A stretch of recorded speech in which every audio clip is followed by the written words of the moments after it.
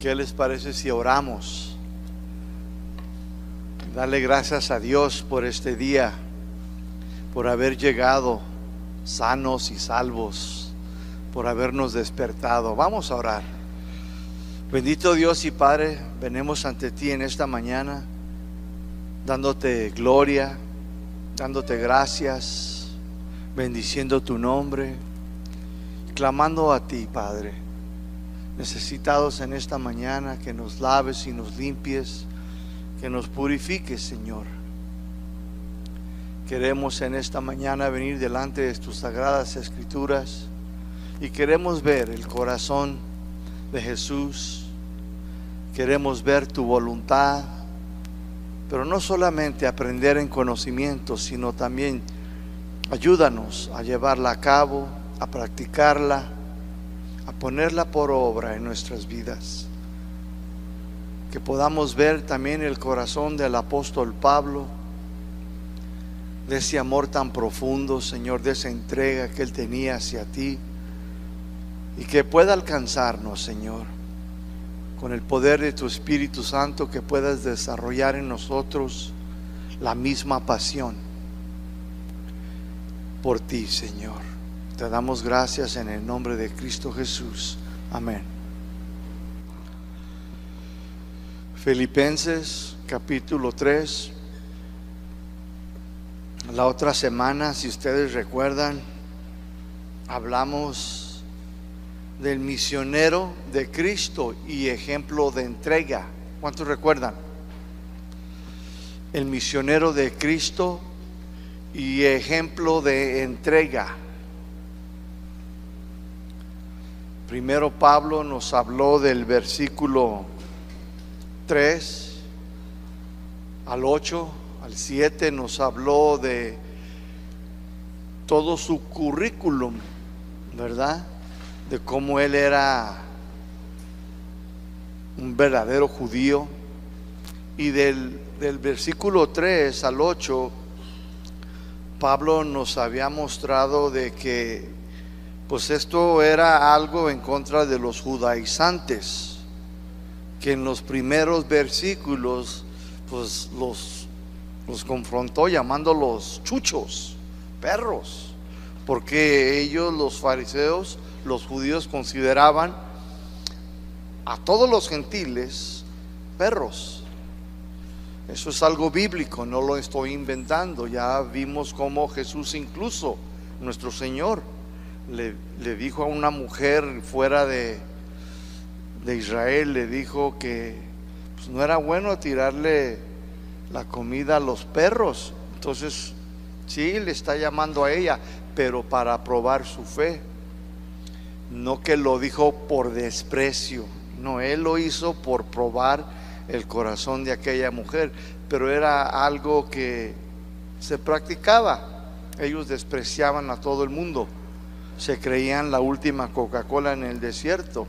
Como les llamó malos obreros, ¿verdad?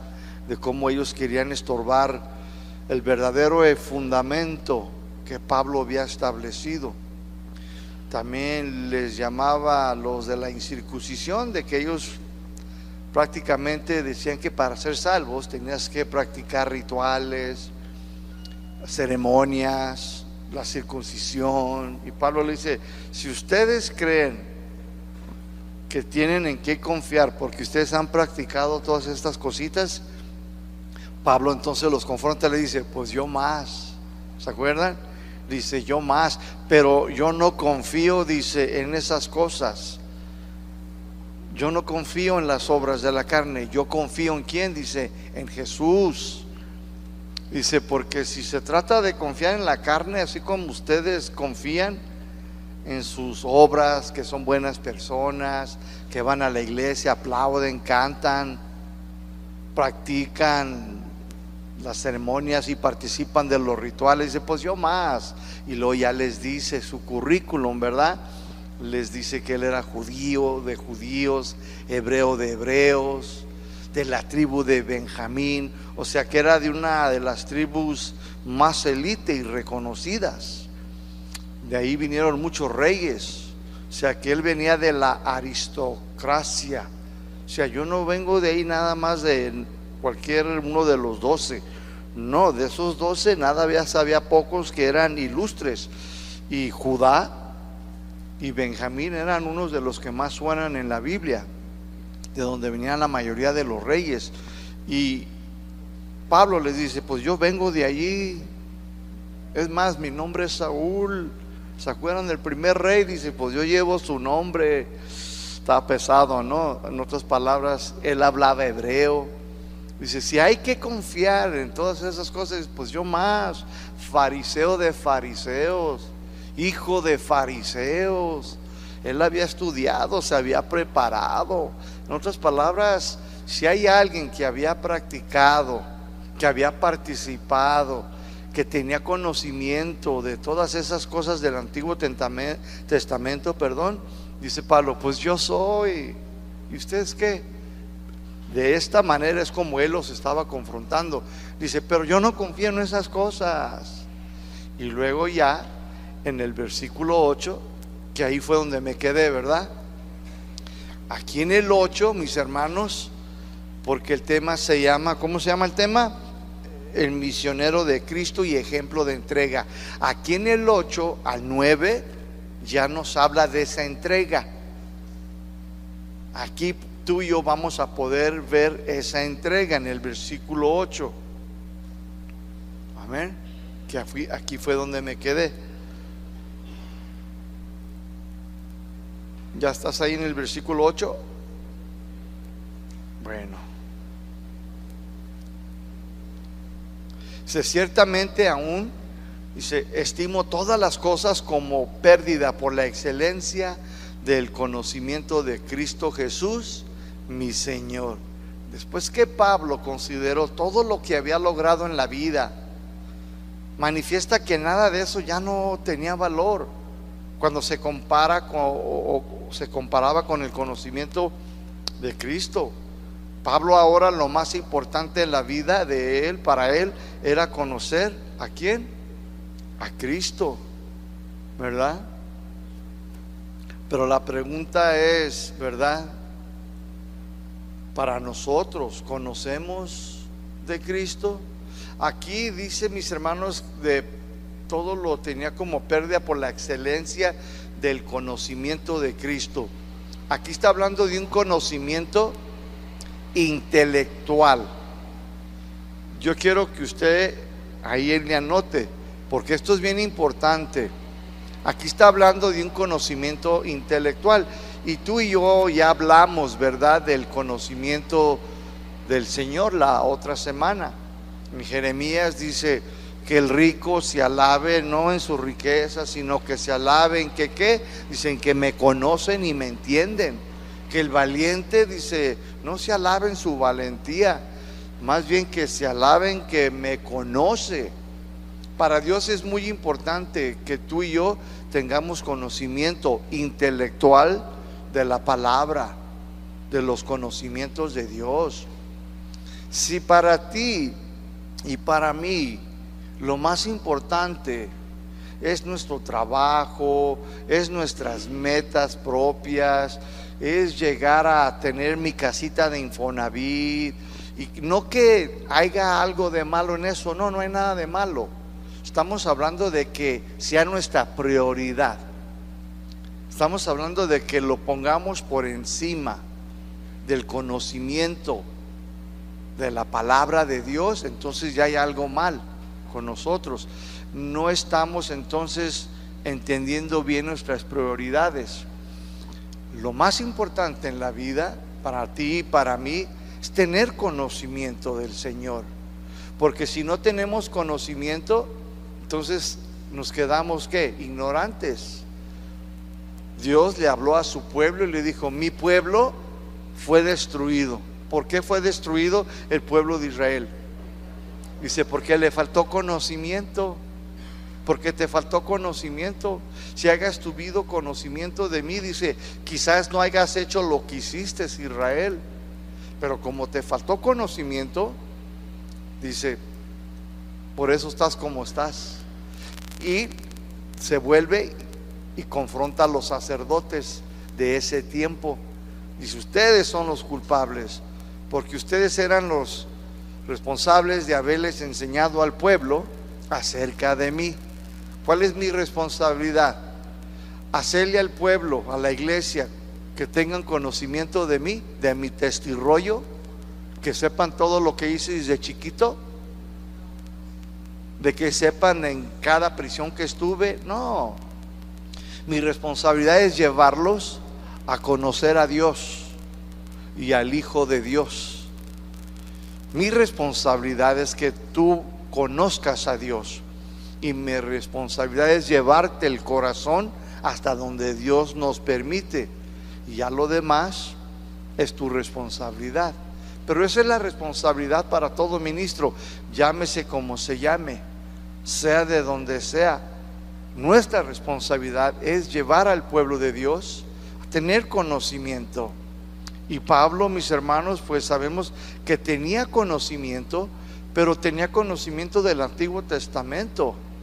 Él conocía la ley, él conocía el Torah, él conocía todo acerca de los sacrificios, de las fiestas de la Pascua, el pan sin levaduras. Él tenía todo ese conocimiento, era estudiado, pero no tenía conocimiento del Evangelio de Cristo. Le estaba siendo revelado parte por parte. No todo se lo reveló ahí en el instante, no, fue poco a poco.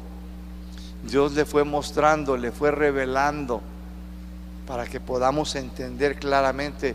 Pablo fue progresando en el conocimiento de las cosas de Dios con el tiempo, con los años.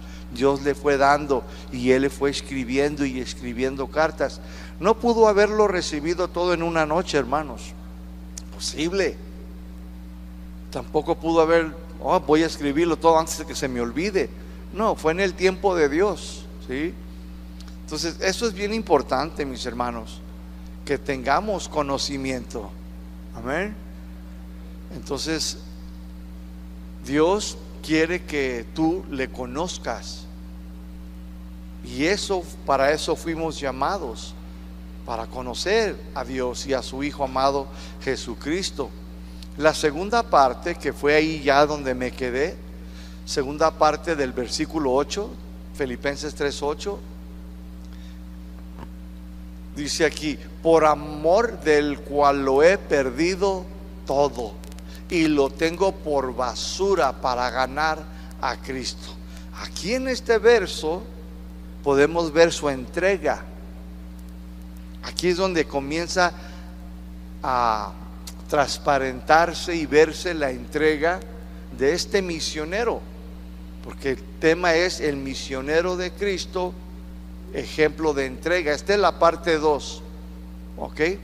La otra semana fue la parte 1, esta es la parte 2. Quiero terminar esto para que les quede bien claro. Entonces aquí ya podemos ver, mis hermanos, su entrega. Pablo lo había perdido todo, mis amigos. ¿Cuánto? Escúcheme. Había perdido todos sus amigos del mundo, todos. Fariseos dejaron de hablarle, saduceos. Algunos todavía tenemos uno que otro telefoncito por ahí, ¿verdad? Ay, ahí tengo el número del chanclas. Le voy a decir a ver dónde va a ser la fiesta este viernes. Nomás por saber, amá. Nomás por saber, viejo, ¿verdad? Y luego otro que otro por ahí. Ay, amiguis, ¿qué le pasaría a la Greñas? Ay, pues háblale. A ver con quién anda hoy. Y guardamos por allí, ¿verdad? Esas amistades que todavía andan en el mundo. Pablo no, mis hermanos.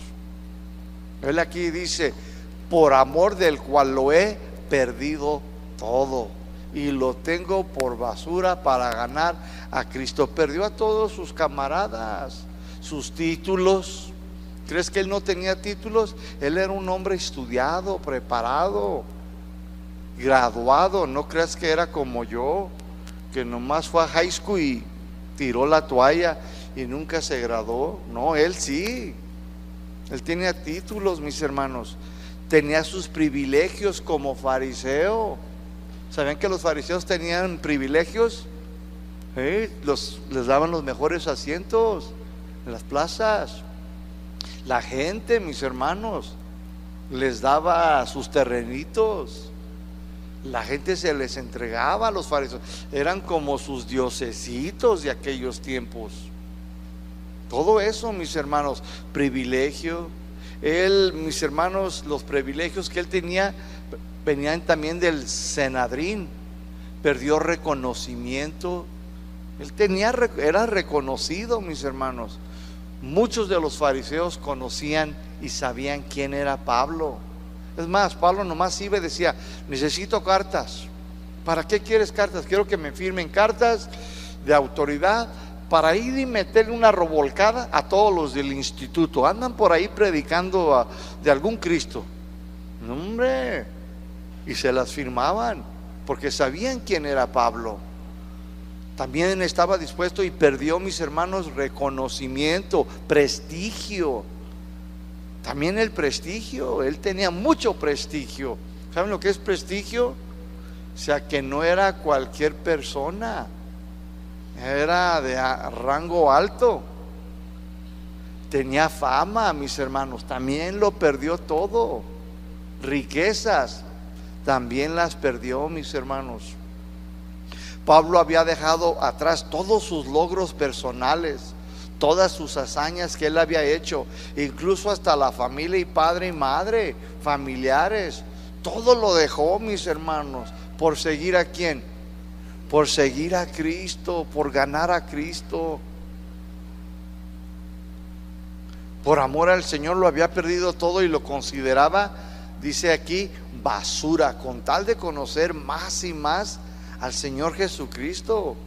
Algunas tradiciones antiguas sugieren que Pablo consideraba lo que había perdido como basura, pero aquí la palabra basura, por no ponerlo en la Reina Valera, en las antiguas Biblias, ¿saben cómo le pusieron? Estiércol. ¿Lo dije bien? Estiércol. Bueno, gracias. Bueno, en otras tradiciones así lo dice. Y usted ya sabe lo que es eso, mis hermanos. Los desechos que se tiraban a la basura, que huelen muy mal, lo consideraban como pues estiércol, ¿sí? Que se tiraba a la basura para que los perros vinieran y se lo comieran. En esos tiempos no había excusados. Tampoco crea que corrían al cerro como aquí pues en los pueblitos, en los tiempos de antes, y córrele porque te alcanza. No, ahí nada más vete al corral, ¿verdad? He escuchado historias de gente muy humilde que pues no tenía, y vete para el corral. Pues ellos ahí también, y venían los perros, se comían toda esa basura. Y Pablo dice: yo lo considero así. Con tal de que, mis hermanos, dice, de ganar a Cristo. Una pregunta, hermano: ¿qué estamos nosotros dispuestos a perder con tal de ganar a Cristo?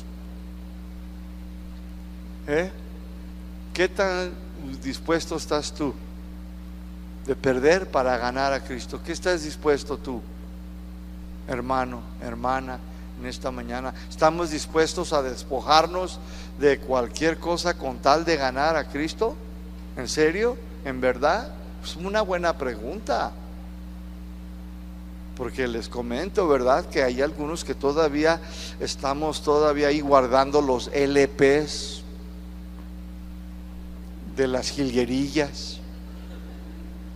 Ahí en la iglesia tenemos un coro y son 3, 4 hermanitas, y pues mi esposa es mexicana, de aquí bien, 100% mexicana, y ella conoce todos estos artistas de allá de los tiempos de los antes, y me dice: ay, mira, cantan como las jilguerillas. Pero me lo dice a mí, yo le digo: ¿y quién son esas? ¿Son pajaritos o qué? ¿Una caricatura?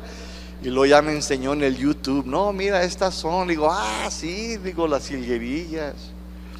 Y allá está una jilguerilla, saluda a la jilguerilla.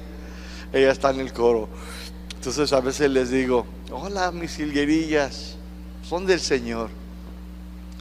Pero ¿qué estamos dispuestos nosotros a despojarnos? Nos cuesta, ¿verdad? Debemos estar dispuestos, mis hermanos, a renunciar a todo lo antiguo, a nuestras vidas pasadas, a todas aquellas cosas que un día eran importantes para nosotros, pero que nunca, escúcheme, nos llevaron en verdad a ser hombres o mujeres espirituales. Debemos estar dispuestos. Todas aquellas cosas, logros, hazañas, rituales, ceremonias que te hayas ido a Talpa de Allende, ¿te hizo mejor? ¿Te hizo mejor esposo, mejor esposa, mujer de Dios? ¿Te hizo mejor? No. Deberíamos estar dispuestos a dejar todo eso atrás. Amigos, o más bien conocedores, porque pues ya no son nuestros amigos la gente del mundo. Yo llegué aquí a Guadalajara y yo recuerdo, le dije al pastor Chuy, preséntame a hermanos, pero que sean entregados. Yo no quiero andar jugando aquí el cristianito, ni quiero que me anden invitando por ahí al Guadalajara de noche, porque si para esas cosas, le digo, después no se la acaban conmigo. No me conoce. Yo vengo de un mundo recio, donde los puedo mantener toda una semana parado y dándole vuelo a la hilacha. No me van a aguantar. No quiero ya esas cosas. Yo ya probé, yo ya fui y vine, ya me enlodé, me ensucié. No quiero jugarle ahí al tantito. No, yo ya me harté. Yo quiero cristianos de verdad. Y sí me los presentó, y ahí me junté con un club cristiano aquí en Colón. Y después una hermanita le dijo: ¿por qué no te congregas con nosotros? ¿Por qué no vas al café, al cine, a comer, todos juntos como cristianos? Dice: ay no, es que las hermanitas de aquí, dice, las cristianas, ay no, dice, caen mal. Y yo: ¿así? No te entiendo. Dice: sí, dice, mis mejores amigos, la mayoría son hombres. Le digo: ah, caray, a ver, explícame. Dice: sí, dice, mira, mi mejor amigo, dice, es del mundo. A ver, déjame siento, porque no te entiendo. ¿Cómo que tu mejor amigo es del mundo? Mire, hermano, no miento. Así me dijo: mi mejor amigo es del mundo. Ah, entonces él te aconseja. Entonces él es tu consejero. ¿Qué te dice? 5 Padre Nuestros, 3 Ave Marías y un Santo Niño de Atocha para amarrar. Ay no, le digo, entonces ¿qué te va a enseñar la gente del mundo? ¿Qué te van a aconsejar? Deja eso. ¿Eres nueva criatura? Entonces deja todas esas cosas. A mí no me vengas a meter el dedo con atole. Así se dice, ¿verdad? Y eso sí me lo aprendí. A mí ya no me des atole con el dedo. Le digo: ¿sabes cuántos años tengo? ¿Cuántos? 21. Ay, dice, estás bien maduro. Le digo: no, pero tú ya deja eso. ¿Qué es eso de que mi mejor amigo es del mundo? ¿Quién es tu mejor amiga? Debe de ser gente de la iglesia. Es una verdad, mis hermanos. No, es que yo me llevo mejor con los del mundo. ¿Por qué será? ¿Verdad? Debemos estar dispuestos a renunciar a todo, mis hermanos. ¿A cuánto? ¿Estás dispuesto a renunciar a tu profesión si ésta te aleja de Dios? ¿Estás dispuesto a renunciar a todas aquellas personas que no te ayuden a acercarte al Señor? Entonces deja ese novio inconverso. ¿Dónde? Ay, pastor, ¿por qué no me dijo que se iba a llamar duro y a la cabeza? ¿Estás dispuesto a dejarlo todo si el Señor te manda de misionero simplemente aquí a Tlayomulco, hombre? Porque unos ya ni a la esquina quieren ir. Pablo, como muchos más hombres y mujeres, tenían un corazón dispuesto a perderlo todo, dejarlo todo, porque sabían que esta vida es solo pasajera. Sabían, mis hermanos, que solo eran peregrinos en la tierra y que nada de esta vida se compara con tal de ganar a Cristo. Nada, mis hermanos. Aquí podemos ver entonces una entrega total de parte de Pablo. Podemos ver cómo Él tomó la decisión voluntariamente. Nadie lo obligó, nadie le puso una pistola. Simplemente cuando Pablo conoció a Cristo, mis hermanos, cuando fue tocado por el Señor, cuando iba a Damasco a darle una revolcada 2, 3 de aquí, se arrepintió y dijo: lo dejo todo. Poco a poco, no fue de la noche a la mañana, pero estuvo dispuesto a renunciar a todo. Todo lo dejó atrás, mis hermanos, ¿sí? Por tal de conocer a Cristo su Señor. Filipenses 3:9 dice ahí: y ser hallado en Él, no teniendo mi propia justicia que es por la ley.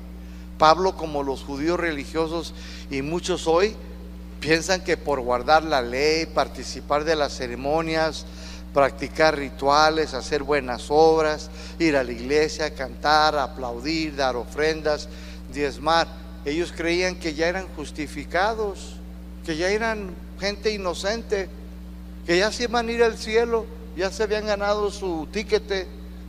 Pablo se dio cuenta, mis hermanos, que ni guardando la ley ceremonial, ni la ritual, ni esforzándose por cumplir la ley moral, ni el mejoramiento personal, ni la disciplina, ni tampoco la cantidad de esfuerzos religiosos podían hacernos perfectos delante de Dios. Dice: me doy cuenta que ahora eso no era.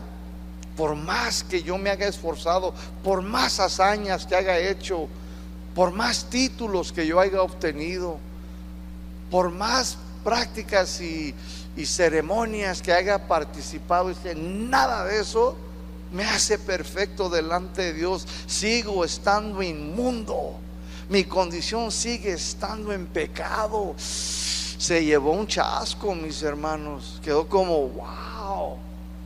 Entonces delante de Dios, todo lo que he logrado, todo lo que he hecho, dice, no, dice, lo considero estérico, ¿sabe? Estiércol, basura, para echársela a los perros. Dice, todo eso que he logrado, mis privilegios, mi prestigio, mi reconocimiento, todo lo que haya yo obtenido de ser fariseo, dinero, todo lo que haya obtenido, dice, lo considero sin valor. Entonces no he hecho nada, no he logrado yo nada. Se dio cuenta, dice, nada podemos hacer entonces, mis hermanos, para tener nuestra propia justicia delante de Dios, de que somos inocentes, de que somos buenos y nos merecemos la vida eterna. Pablo no quería ser hallado por el Señor en su regreso, buscando tratar de ser inocente en su propia justicia. Se dio cuenta que esto era imposible. Se dio cuenta, dice, es imposible, no se puede. No puedo ser inocente en mi propia justicia. Y cuando venga a Cristo, no quiero ser encontrado, dice, tratando de hacer mis propias buenas obras para ganarme el cielo, siendo una buena mujer. Esa es tu responsabilidad, ¿sabe? Ay, es que yo soy buen esposo, trabajo, le doy de comer a mis hijos, querías familia, querías señora. En primer lugar, esa es tu responsabilidad. ¿Por qué te tengo que aplaudir yo? Yo no te voy a aplaudir, y mucho menos lejos está la salvación.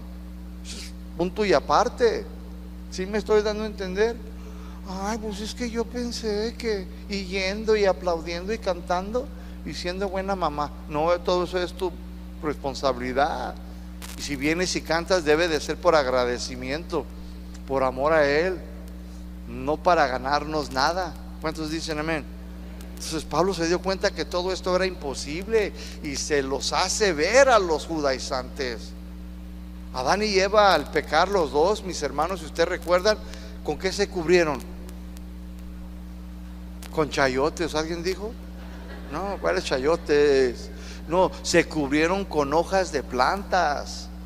¿Para cubrir qué? Su pecado, su vergüenza. Esto nos habla, mis hermanos, de querer cubrir nuestra propia justicia, de hacerlo a nuestra propia manera. Dios dijo, no es así. Tiene que morir un animalito inocente para cubrir su pecado y su vergüenza. Este animalito inocente tuvo que morir para cubrir la vergüenza de Adán y Eva. ¿Y a quién apuntaba este animalito? Apuntaba hacia Cristo Jesús. Ahí está, mis hermanos. Mire, desde Génesis, desde el principio, ya Dios les había mostrado espiritualmente hablando lo que Cristo haría para remover nuestros pecados y cubrir nuestra vergüenza. Yo no dice qué animalito era, pero yo puedo pensar, fue un cordero. Ahí comenzó todo. No habrá tú, Adán, Eva, ¿cómo que hojas? Te estás cubriendo en tu propia justicia, y así es el hombre. Quiere justificarse él solo. Es que ya hice esto y ya puedo. No, dice el Señor, así no es. Tiene que morir un animalito inocente. Yo digo, no la Biblia, yo creo, no Pablo tampoco, ni Chuy. Yo creo, pudo haber sido para mí un cordero, una ovejita. A ver, venga, y ahí está, llori, y luego el derramamiento de sangre, cortarle la piel y luego cubrir la vergüenza de estos dos. Filipenses 3:9, segunda parte, dice: sino la que es por la fe de Cristo, la justicia que es de Dios por la fe. Se los hace ver claramente a los judaizantes, a los religiosos, a los fariseos, a los saduceos. Les dice: miren, es por la fe en Cristo. La justicia es de Dios por medio de la fe. La justificación entonces vino solo de Él. ¿Qué es la justificación? Declarados no culpables, declarados inocentes. Justificación es lo que significa cuando usted va a su trabajo y usted no fue el día anterior a su trabajo, usted fue al doctor porque estaba enfermo o enferma. El doctor le dio un papelito que usted estuvo allí. Entonces usted va a su trabajo y le dice: ayer me fui con la doctora Maggie y aquí está, mire, un comprobante. Entonces ellos dicen: justificada, no andabas de parranda, está bien, estabas en el doctor, ya estás bien, te encuentras. Sí, es que me comí hoy 18 tamales. Oh, bueno, nada más. Pero ya te dan, ¿qué? La justificación, declarada inocente, no culpable. ¿Sí? La justificación vino solo de Él, por creer en Él, por confiar en Él. ¿En quién es Él? Jesucristo. Un inocente puro y sin mancha tuvo que morir para cubrir nuestro pecado y vergüenza. Jesús. Y la justificación vino de Dios. Él nos declaró inocentes, no culpables, por la fe, porque creímos que Jesús murió en la cruz por nuestros pecados. Confiamos en su salvación, en su redención. Todo esto lo hizo Dios. Tú y yo no tuvimos nada que ver, no participamos en nada. Nosotros éramos los pecadores, los transgresores, y Dios envió a su Hijo para morir en esa cruz de madera, derramando su sangre para que tú y yo fuéramos salvos. La salvación entonces es por la fe, no es por las obras, no es por participar en ceremonias religiosas, no es por nuestros propios logros, esfuerzos humanos, es por la gracia de Dios a través de la fe puesta en Jesús.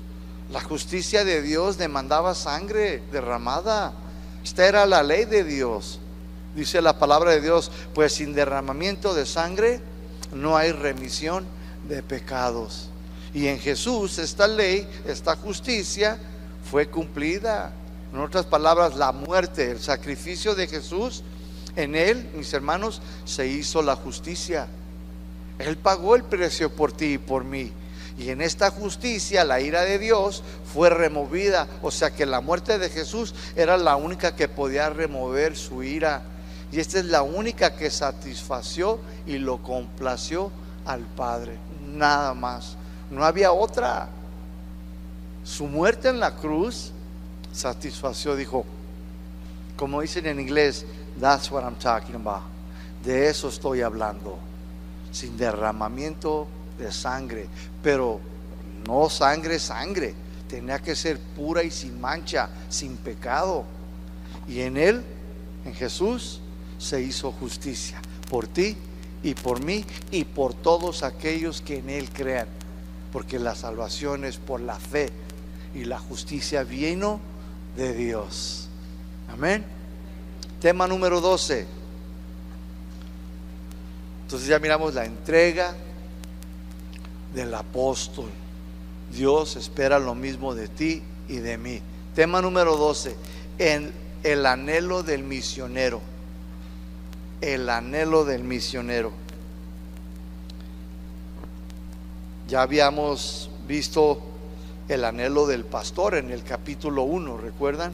Pero aquí es el anhelo del misionero, del 3, de Filipenses 3, del 10 al 11, 2 versículos. Aquí veremos del por qué Pablo, el misionero de Cristo, lo había entregado todo, se había despojado de todo para ganar a Cristo, y del por qué quería ser hallado en Él, no teniendo su propia justicia. Comienza en el 10 y nos dice, a fin, todo eso dice, no quiero ser hallado, dice, a fin de ¿qué? De conocerle y el poder de su resurrección y la participación de sus padecimientos, llegando a ser semejante a Él en su muerte. ¿Cuál era el fin? ¿Cuál era el propósito? Se fija, dice, a fin, o sea, al propósito. Por eso yo lo dejé todo, por eso yo lo entregué todo, por eso para mí ya no tenía valor esas cosas. Dice, ¿para qué? Dice, para fin de conocerle. Aquí conocerle, mis hermanos, no está hablando de un conocimiento intelectual como en el versículo 8, ¿recuerda? Dice, para el conocimiento de Cristo Jesús mi Señor. Allá era conocimiento intelectual, aquí no, mis hermanos, ¿sí? Y aquí Pablo pide 4 cosas, y estos son el anhelo del misionero. Espero que al final sean también tus anhelos y los míos. Número 1, dice conocerle. Conocerle, esta palabra conocerle viene de una palabra griega, ginoskein, con K de kilo, ginoskein, que significa simplemente, escúcheme, conocimiento de Él, pero un conocimiento ya personal. Pablo ya había hablado del valor del conocimiento de Cristo en el versículo 8, y ahora vuelve a ese mismo pensamiento y define más exactamente lo que nos quiere decir. Es importante que notemos el verbo que usa para la palabra conocer, que la palabra conocer viene de una palabra griega, ginosko, que es parte del verbo ginoskein, que casi siempre se refiere a un conocimiento personal. Ginosko nos habla del conocimiento intelectual, no personal. Ginosko nos habla del conocimiento intelectual, no personal. Pablo aquí está usando el verbo ginoskein, que quería conocerle personalmente. Deseaba conocer a Jesús, quería verlo, quería conocerlo íntimamente, quería tocarlo, palpitarlo. Mire, simplemente venía yo en mi carro y puse un CD en inglés, y la canción que salió se llama To Know Him. Simplemente salió, y le dije yo, mira de lo que voy a hablar hoy. Dice, to know Him is the reason. O sea que conocerle a Él, dice, es la razón por la cual yo corro esta carrera. Dice, es la pasión, dice la canción, de mi vida. Conocerle a Él. Para Pablo, mis hermanos, lo más importante en esta vida tan no justa, lo más importante para él era conocer a Jesús, pero con una pasión. ¿Usted ha llegado a querer a alguien con una pasión? Hay gente así que se ha enamorado, lo he visto. Le pegan, la maltrata, anda con otra. Pero no me dejes, Juan, ¿verdad? Y luego le dice querendón: Juan querendón, no me dejes. Y no lo deja, no lo deja. Oiga, pero oiga, anda con otra. Pero es que yo lo amo, es el aire que respiro. No, hombre, sí sucede, ¿sí o no? Lo he visto. Y luego hay chavos también. No me importa. Mire, hermanos, hay gente que la señora le ha sido infiel una, no, dos, y ahí siguen. Es que la mamá de mis hijos, cuento, está bien empelotado, la quiere mucho. Esto es bonito. No las dejan. No, quieren compasión, mis hermanos. Hay algunos que sí, ya se fueron al extremo, están enfermizos. Esa es otra cosa. Pero Pablo, mis hermanos, quería conocer a Jesús con una pasión. Y esa canción que le subo y le digo, no, que no se me olvide. Dice, la pasión de mi vida, dice la canción, the passion of my life is to know him, es conocerle. Pablo, mis hermanos, escúcheme, él nunca conoció a Jesucristo como los apóstoles. No hay registro en la Biblia de que Pablo platicó con Jesús personalmente.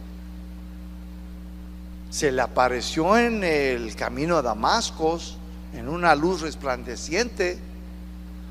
Pudo haberle aparecido otras veces, pero ya con su cuerpo glorificado fue llevado al tercer cielo, no tengo duda.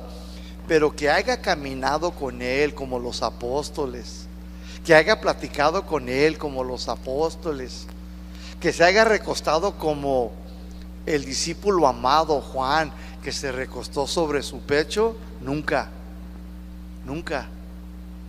Y dice, yo quiero conocerle, I want to know him, pero con una pasión. Esto era lo que lo hacía correr la carrera. Fíjate, ¿qué te hace a ti seguir adelante? ¿Qué te ayuda a ti levantarte y no tirar la toalla? Para Pablo era esa pasión de conocer a Jesús. Qué padre, ¿no, hermanos? Yo quiero sentir lo mismo. ¿Usted no? Yo quisiera tener ese mismo espíritu. Pablo aquí estaba usando el verbo ginoskein. Quería conocerle personalmente, deseaba conocer a Jesús, quería verlo, quería tocarlo, quería conocerlo íntimamente. Podemos ver la profundidad de esta palabra por su uso en el Antiguo Testamento. En el Antiguo Testamento se usa esta palabra ginoskein para expresar la relación más íntima entre marido y mujer. Dice la palabra de Dios en Génesis 4:1, nomás anótele, dice, y Adán conoció a Eva su mujer, y ella concibió y dio a luz. ¿Se fija? Dice, y Adán conoció. Dice el ángel, María, vas a tener el Hijo del Altísimo. Dice María, ¿cómo es eso? Si yo nunca he conocido, ¿qué? Varón. Yo nunca he tenido una intimidad, una relación íntima con un hombre. Dice, ¿cómo? Para no usar las palabras que nosotros conocemos como el sexo y todo y tal, ¿no? Usa la palabra conocer. Entonces, esa es la palabra que usaban en el Antiguo Testamento, pero nos habla de algo íntimo, de algo cara a cara, cuerpo a cuerpo. Y Pablo dice, así yo lo quiero conocer. Yo así lo quiero conocer. Ese es el mismo verbo, mis hermanos. Pablo aquí ya no está considerando saber cosas de Cristo, como en el versículo 8. Aquí Pablo está diciendo que él quería conocerle personalmente. Pablo anhelaba, mis hermanos, saber cómo era Jesucristo. Quería conocer profundamente a aquel que había derramado su sangre por él. Quería conocer al que lo había amado. Pablo anhelaba conocer a aquel que había dejado su reino celestial, que se había humillado a sí mismo, despojado a sí mismo para servir a la humanidad. Todo eso, Pablo decía, ¿cómo es que a mí me escogió? Mira lo que le hacía a la iglesia. Mira cómo murió en la cruz. Dejó su rey. Yo necesito conocerlo. Yo quiero conocer al que todos los días me tolera y me soporta. Yo quiero conocer al que me sustenta cuando estoy bien débil. Yo quiero conocer a aquel que cuando estoy enfermo, enferma, me ha ayudado a seguir adelante. Yo quiero conocer a aquel que me aguardó de aquel accidente. Yo quiero conocer a aquel que me ha preservado mi vida, la de mis hijos. Yo quiero conocerle a aquel que fue crucificado en esa cruz. Yo quiero conocerle. Eso era lo que lo movía. No crees que nada más quería conocerlo por conocerlo. No, él miraba a todo lo que Jesús había hecho y todo lo que había abandonado, todo lo que se había despojado. Dice, por eso quiero conocerlo. No era tal personaje Jesús nada más común. Era un personaje que había impactado no solamente su vida, sino su corazón. Cuando digo corazón, hablo del alma y el espíritu. Todo lo conmovió. Le movió todo su mundo, mis hermanos, todo su piso, como dicen. Pablo dice, yo quiero conocerlo.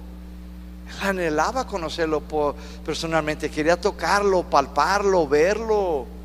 Como le comenté, las escrituras no dan luz que Pablo jamás haya caminado o lo haya tocado o lo haya palpado. Los discípulos sí. Es más, cuando Juan escribió la primera carta, dice, yo solamente les escribo, dice, lo que he visto, lo que he oído y lo que hemos palpado. O sea que ellos lo palparon. Dice Juan, yo lo palpé, era real, yo lo vi, yo lo escuché. Es lo que dice Juan en su primera carta. Dice, yo lo palpé, es más, hasta su latido de su corazón. Me acosté ahí en su pecho. Dice, yo lo oí latir, yo lo vi. Pedro dice, yo también. Dice, yo lo vi, anduve con él. Y Pablo dice, yo no, pero yo lo quiero conocer. Yo lo quiero conocer. Hoy le preguntas a la gente, mis hermanos, ¿cuál es tu anhelo? Y ellos contestan, una casa bien padre, con una sala bien grande, con un cuarto con cine y una pantalla bien grande y un baño también con jacuzzi bien grande, todo bien grande. Le preguntas a algunas de las chicas, ¿cuál es tu anhelo, hermanita? Y luego suspiran y dicen, Maluma. Y usted, señora, dice, ay, Chabelo. Y otra le pregunta, ay, a Chuy García. Le preguntas a los chavos y algunos suspiran y dicen, Chayanne. Ya no es una chica, ya es Chayanne. Hoy en día Pablo dice, yo no, yo anhelo conocerlo a él, a Jesucristo mi Señor. ¿Cuál es tu anhelo, hermano? ¿Cuál es tu anhelo, hermana? Filipenses 3:10, segunda parte. Y el poder de su resurrección. El poder de su resurrección. Esta palabra poder en griego se pronuncia dunamis. Dunamis significa habilidad, capacidad, valor, poder para hacer milagros. Se lo voy a repetir. Esta palabra poder se pronuncia dunamis, que significa habilidad, capacidad, valor, poder para hacer milagros. Cuando Jesucristo le habló a los discípulos en Hechos capítulo 1, les dice, no se vayan, aquí se quedan, no se vayan a ir, se quedan en Jerusalén. Dice, porque cuando venga el Espíritu Santo, vendrá, dice, con poder sobre ustedes. Y es la misma palabra, poder, en el capítulo 1, Hechos 1:8. Por ahí el 9 les dice poder. Es la misma, dunamis, habilidad, capacidad, valor, poder para hacer milagros. Entonces tú y yo podemos ver claramente que el Espíritu Santo se nos dio a nosotros no para correr como gallinas sin cabeza, y no para agarrarse temblando como se practica en algunas iglesias, que se agarran así. Es que el Espíritu Santo me invadió. Ni siquiera nos invade, ya vive. ¿Verdad que no? No es así. Es para eso, es para habilitarte. Si cantas en el coro es para que cantes mejor. Si eres una esposa, es para que seas mejor. Si eres un esposo, es para que seas mejor. Te capacita, te da la habilidad, te da el valor. ¿Para qué era el valor? Para predicar el evangelio a cualquiera y donde sea y donde sea. Y poder, pues para orar por las personas. Ya dependiendo del Señor, si quiere sanarlo, lo sana. Entonces Pablo anhelaba experimentar, mis hermanos, el poder que levantó a Cristo de entre los muertos. Deseaba que el Espíritu Santo se manifestara en su vida de tal manera que no hubiera duda que era Dios quien hacía las maravillas, las maravillosas obras en él y en la obra de la iglesia. Cuando nosotros nos unimos a Cristo confiando en él, experimentaremos el poder que lo resucitó de la muerte. Ese mismo poder maravilloso nos ayudará a vivir moralmente y renovará, regenerará nuestras vidas. Este poder es el Espíritu Santo de Dios que está en nosotros, vive en nosotros. El poder de Dios nos habilita, nos capacita para poder vivir una vida consagrada. Nos da valor para anunciar las buenas nuevas y para que podamos, mis hermanos, hacer milagros siempre y cuando esté dentro de su voluntad. Pero antes de que caminemos en esta nueva vida, debemos de morir al pecado.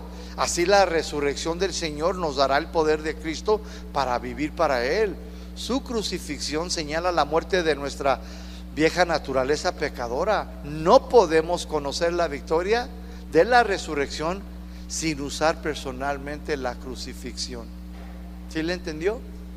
Primero hay que morir al pecado, hay que crucificar esta carne. Si no, no podremos vivir en esta victoria que está dispuesta para nosotros. Hay que vivir en santidad, hay que dejar de practicar esos pecados que nos han detenido. No puedo, no, es que necesitas clamar a Dios. Espíritu Santo, habilítame, capacítame, yo necesito dejar eso porque estoy consciente que no te agrada. Entonces, cuando nosotros dejemos de practicar tales cosas, vamos a experimentar ese poder, mis hermanos. Hasta que tú y yo nos pongamos serios, hasta que tú y yo, mis hermanos, dejemos a un lado esas actitudes pecaminosas, esas conductas pecaminosas, esos pecados que pueden estar ahí escondidillos, como dice un hermano, los pecadillos. Entonces vas a experimentar. No puedes, mi hermano, vivir esa vida en su plenitud si primero no has experimentado la crucifixión. Filipenses 3:10, tercera parte. Y la participación de sus padecimientos. Aquí está el tercer anhelo. Él quería, mis hermanos, participar de los padecimientos de Cristo. Esta parte nunca se predica ni se enseña hoy en día en las iglesias. Muchas iglesias tienen otro evangelio, un evangelio de un camino de rosas, donde todo es bendición, salud, libre de problemas, dinero, pero de padecimientos, sufrimientos, no se predica nada. ¿Cuál es tu anhelo, mi hermano? Dice Pablo, yo quiero participar de los sufrimientos de Cristo. ¿Cuáles fueron los padecimientos de Cristo? Experimentado en dolores, ¿no dice Isaías 53? Experimentado en dolores, sufrimientos, rechazos, maltratado, vituperiado. O sea, le dijeron de todo, le jalaron la barba, lo escupieron, lo flagearon, hasta lo clavaron en la cruz. Pablo dice, si Dios lo permite, yo quiero participar de los sufrimientos de mi Señor. Y ciertamente el Señor ya le había dicho que Él lo había llamado para que padeciera por causa de su nombre y su evangelio. En Hechos capítulo 8 le dice: ve, porque instrumento me es para que padezca por causa del evangelio. ¿Sí o no? Desde el principio que Dios llamó a Pablo, le dijo: para que sufra por causa del evangelio. Y que si sufrió, mis hermanos. Segunda de Corintios capítulo 11, del 16 al 33. Segunda de Corintios 11, del 16 al 33, nos habla de los sufrimientos de Pablo, mis hermanos. Azotado, perseguido, correteado, flageado, apedreado, en náufragos. Te dice todo su testimonio. Y luego en Primera de Pedro 2:21, para cerrar con esta escritura, Primera de Pedro 2:21: pues para esto fueron llamados. Dice: porque también Cristo padeció por nosotros, dejándonos ejemplo. ¿Para qué? ¿Para que ya no sufras? ¿Para que ya no padezcas? No, dice: para que sigamos sus pisadas. Entonces aquí, conforme al testimonio de Pedro, ¿para qué fuiste llamado? Para padecer como nuestro Señor, para experimentar el padecimiento, el dolor. Jesús dijo: si a mí me rechazaron, pues también a ustedes los van a rechazar por mi causa. Y luego dijo: dichoso el hombre que sea vitupirado por causa de mi nombre. ¿Sí o no? ¿Verdad? Este mensaje ya no lo quieren predicar en las iglesias. Aquí es donde las malas doctrinas han torcido la sana doctrina del evangelio. Por eso mucha gente cancela y decreta en contra de participar de los padecimientos de Cristo, mis hermanos. Ya no quieren. Pero aquí es bíblico. Podemos ver, Pablo dice: y de participar en los padecimientos. Y lo número 4 dice: para llegar a ser semejante a Él en su muerte. Para llegar a ser semejante a Él en su muerte. Quiere decir estar tan unidos a Cristo que día a día vamos participando más y más de su santidad, de nuestra separación de las obras de la carne, que vamos cada día más y más participando de sus padecimientos para llegar a ser como Él y participar de su resurrección. Esta era su meta y su anhelo final: llegar a ser semejante a Él, igual a Él, ser como Él, hasta llegar a la muerte. ¿Estás dispuesto a vivir en santidad hasta que Dios te llame? Hasta que el Señor, si te mueres, pues te va a resucitar. Y esto era el anhelo del apóstol Pablo, dice: hasta llegar a ser semejante a Él, dice, en su muerte, viviendo una vida en santidad y obediencia. Amén. Que el Señor los bendiga.